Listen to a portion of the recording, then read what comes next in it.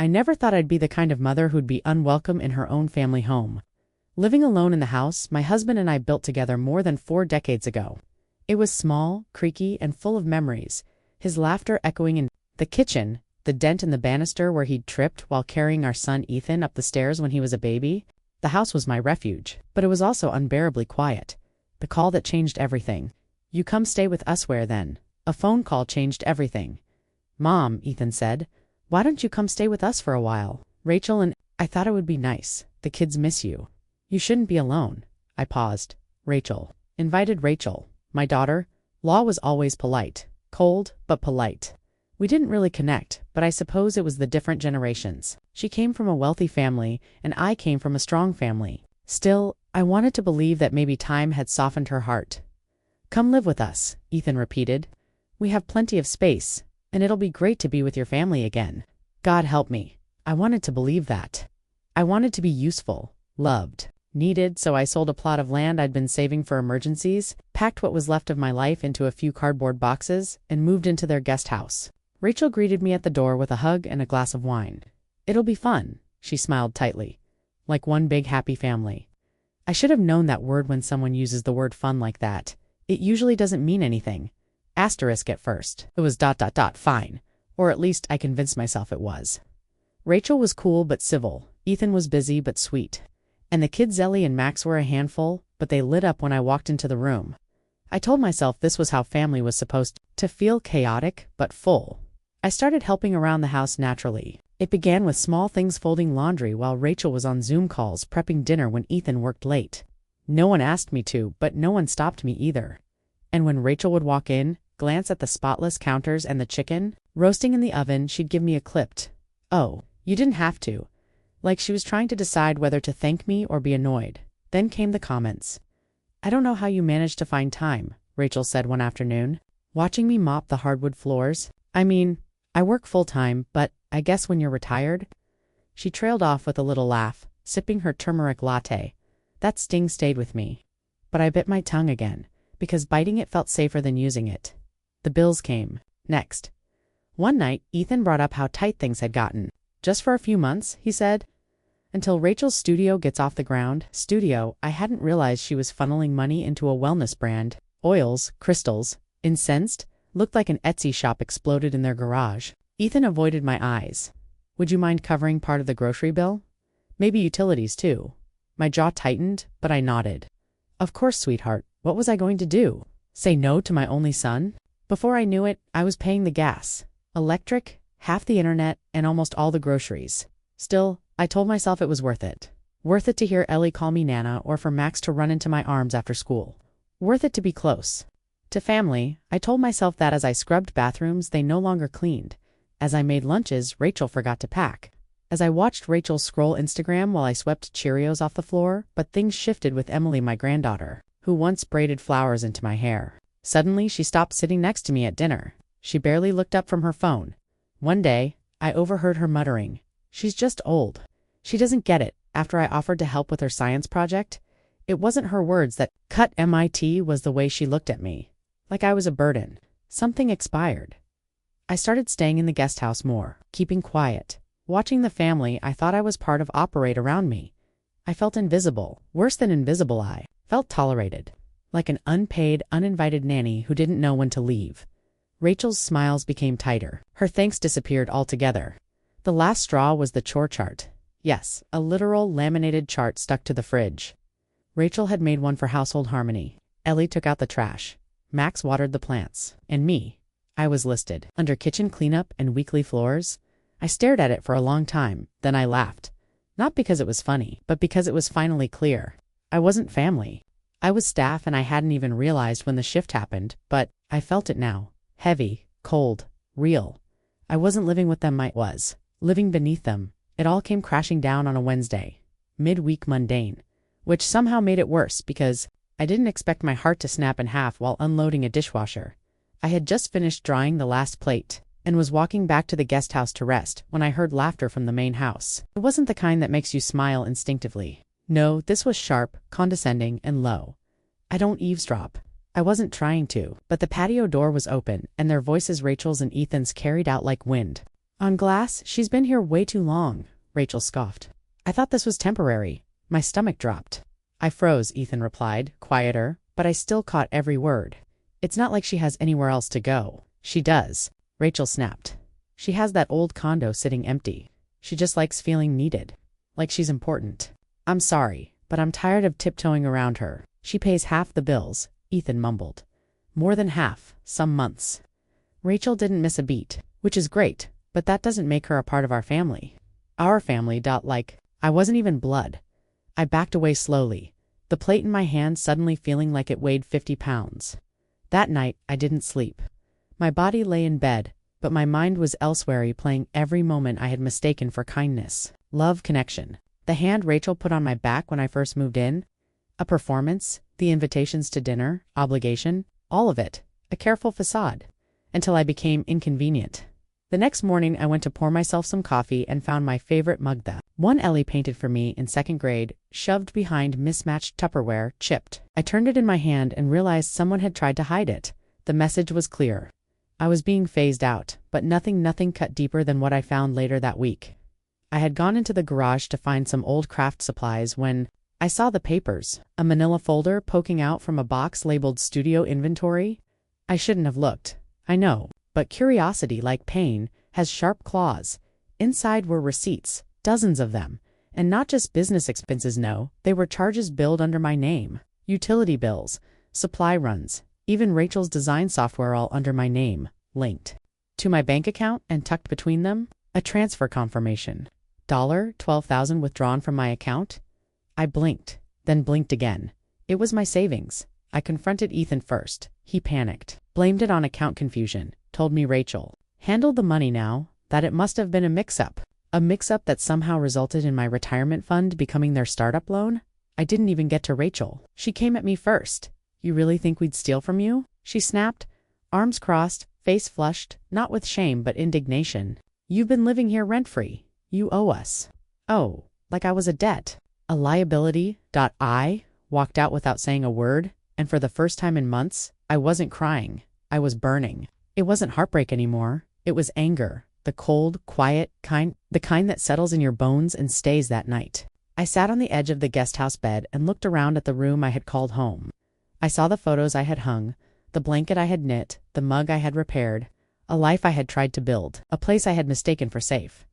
I picked up my phone and made 3 calls, one to the bank, one to a locksmith, and one to the realtor who still had the keys to my condo. By dawn, I was packed. No notes, no explanation.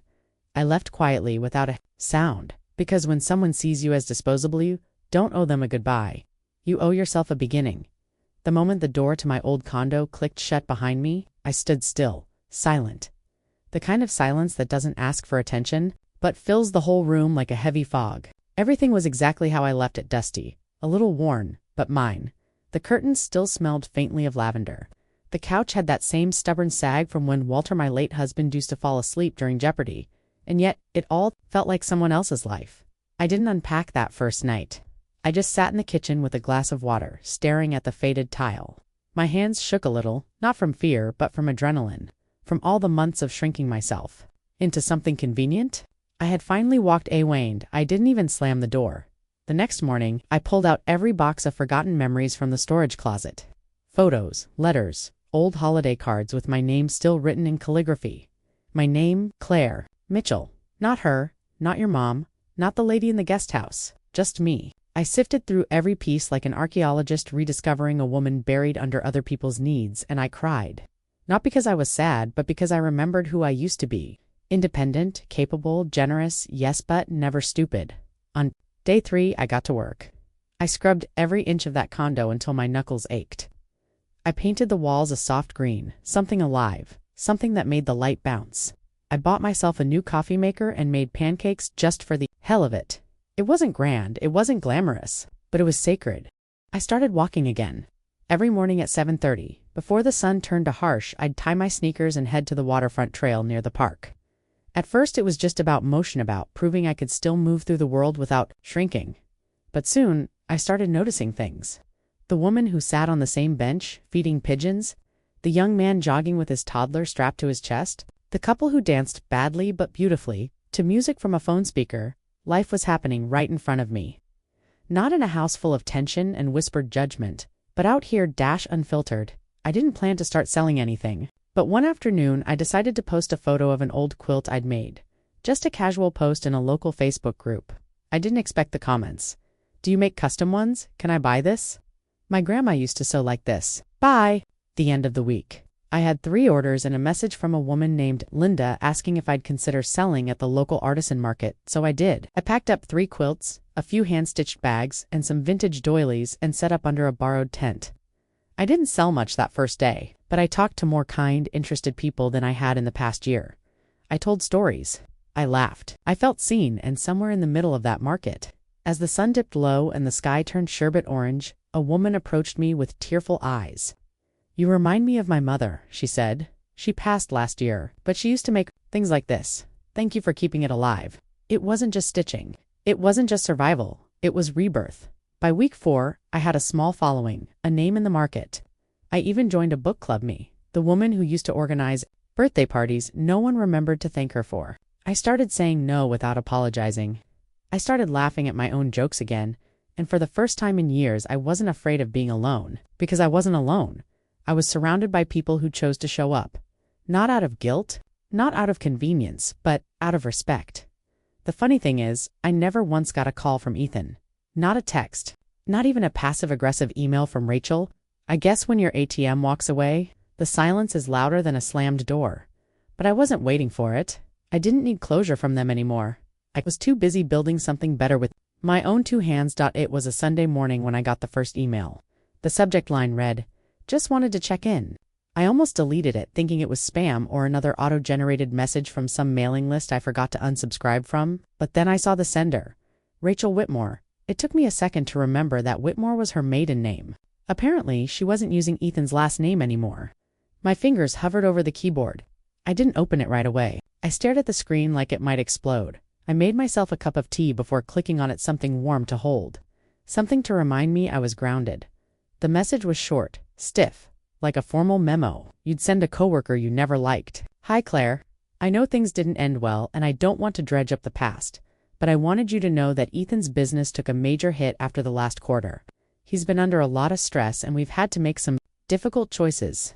Emily's college tuition is looming, and I thought you should be aware. We're doing our best, just letting you know. No, how are you? No, sorry for what happened. Not even a polite compliment about the quilts that had been circulating on local blogs. Just a warning shot disguised as courtesy.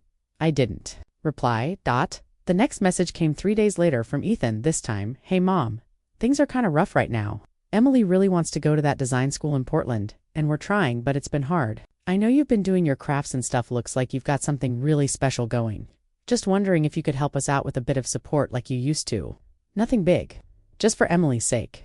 Just for Emily's sake. The same Emily who hadn't called, hadn't texted, hadn't even sent a Merry Christmas after I left their house. I stared at the screen, my hands calm, but something inside me cracked. Not from sadness, those tears had long dried up. This was something else. Recognition. They hadn't changed. They weren't reaching out because they missed me, because they regretted anything. They reached out because the ATM was operational again. The only thing missing was a PIN number. Still, I didn't delete the message. I didn't respond either. I let it sit in my inbox like a badge, proof that I wasn't crazy, that I hadn't. Imagine the exploitation. 2 weeks later, it escalated. They showed up at the market. I was mid-conversation with a sweet older woman, buying a pillow embroidered with wildflowers when I saw Rachel across the lawn. She wore oversized sunglasses and carried that same overpriced designer tote she always paraded around like a badge of superiority. Ethan followed a few feet behind her, looking like he hadn't shaved in days. I kept my voice steady, continued my sale, but my pulse roared in my ears. After the woman left, Rachel stepped forward. "Claire," she said like it tasted sour, "we thought we'd swing by. Heard you were becoming quite the star of the market." I folded my hands in front of me. "Didn't think flea markets were your scene?" She gave a tight smile.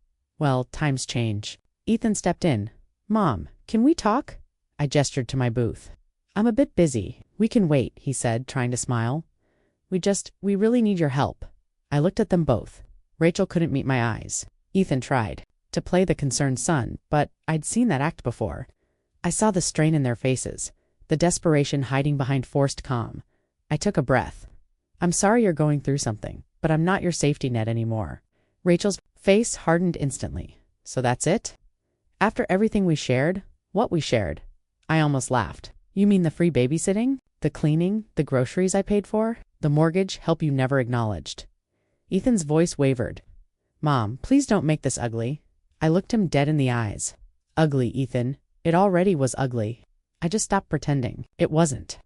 I turned my back to them and adjusted a display of hand towels, my fingers trembling with adrenaline but my spine straight as steel. I didn't look back as they left. I didn't need to, because for the first time in years, I didn't feel guilty for protecting myself. I felt free, and freedom, I'd learned, was the most priceless thing I'd ever owned. The days after that, confrontation at the market were quieter than usual. Almost too quiet. No emails, no visits, no more check-ins. But that silence didn't feel peaceful. It was heavy. Like the pause before a thunderstorm, I kept working, kept stitching, kept showing up to the weekend market with a smile and new designs, but I also kept looking over my shoulder, waiting for the other shoe to drop. It didn't take long. It started with a letter, not handwritten, not warm, not even addressed, "Dear Mom." It was a certified envelope from Ethan's lawyer. I sat at my small kitchen table, hands trembling, and read the words over and over again until the ink might as well have been etched into my skin. Petition for undue influence and reimbursement of financial support rendered during cohabitation. In plain terms, they were suing me, my son, my daughter-in-law, the very people I once cooked for, cleaned for, helped build a home for. They were now claiming I manipulated them out of money, that I owed them for shared expenses, and that my sudden withdrawal had caused them emotional and financial harm. I nearly laughed. Then I nearly threw up. I didn't cry this time. I didn't even scream. I just sat still, the quiet around me buzzing like a broken radio. I had given them so much time, money, care, silence, and now, because I dared to say no, they wanted to destroy what little I had rebuilt. But I was done letting them write the narrative. The next morning, I walked into the office of a local attorney. She was younger than I expected. Sharp.com, a former family law litigator who now worked primarily with elder clients. Her name was Tessa Klein, and the moment she shook my hand, I knew she wasn't afraid of a courtroom. I laid it all out. Every check, every receipt, every text where I offered to cover groceries, to help with school fees, to pitch in during tough months. I told her about the move, the unpaid caregiving, the cold dinners, the whispered insults when they thought I was out of earshot. About the manipulation, she didn't flinch. "Claire," she said plainly, "they thought you'd roll over. Let's make sure you don't." And that became my new rhythm in between markets and orders. I was building a case, a real one. I organized every piece of documentation I had, found old emails, backed up conversations, pulled bank statements. It was exhausting, but it was empowering too. Each paper I handed over to Tessa felt like reclaiming one more brick they had stolen from me. A week before the hearing, I got a voicemail. Emily. Her voice was smaller than I remembered, quieter, maybe ashamed. "Hi, Aunt Claire. I guess just Claire now. I heard about the case. I didn't know it went this far. I'm sorry, I miss you. I know Mom won't admit it, but I think we were wrong." I didn't return the call. Not because I didn't care, but because I wasn't ready to hold that weight for her. Not yet. The day of the hearing, I wore my best navy blouse, the one with pearl buttons I'd sewn myself. I didn't feel like a victim anymore. I felt like a woman who had survived. When Ethan saw me walk in with Tessa, I could tell he wasn't expecting it. His lawyer leaned over, whispering furiously. Rachel avoided my eyes entirely, her expression more sour than scared. And for once, I didn't feel intimidated. I felt focused. Tessa spoke with clarity, precision. She laid out the timeline, the pattern of financial coercion, the proof that I had never manipulated anyone, only loved too blindly. Ethan's lawyer fumbled, citing vague oral agreements and emotional distress. The judge looked unimpressed, and when I was asked to speak, I stood up without hesitation. "I didn't come here to win," I said, voice clear. "I came to reclaim what was taken from me, my name, my peace, and my truth. I wasn't a burden. I was a mother, a helper, a human being, and I won't be erased by people who only learned to see me as a wallet with legs." The courtroom went still. That afternoon, the judge dismissed their claims. Entirely, no damages, no repayment, no merit, just silence as Ethan's jaw clenched. And Rachel stood up, yanking her purse like she was about to throw it at someone, but me. I walked out of that courthouse into the sunlight, shoulders back, spine straight. And for the first time in years, I wasn't just free, I was unshakable. The weeks after the courtroom victory, life didn't suddenly become sunshine and roses, but it did become mine again. I returned to my quiet little home, the one with creaky steps and chipped paint, but warmth in every corner. For the first time in years, I sat at my own table and didn't feel like I owed anyone anything. No, just checking in texts, no passive-aggressive dinner invitations, no more guilt-soaked obligations. Just me, a cup of chamomile, and silence that finally felt like peace, not punishment.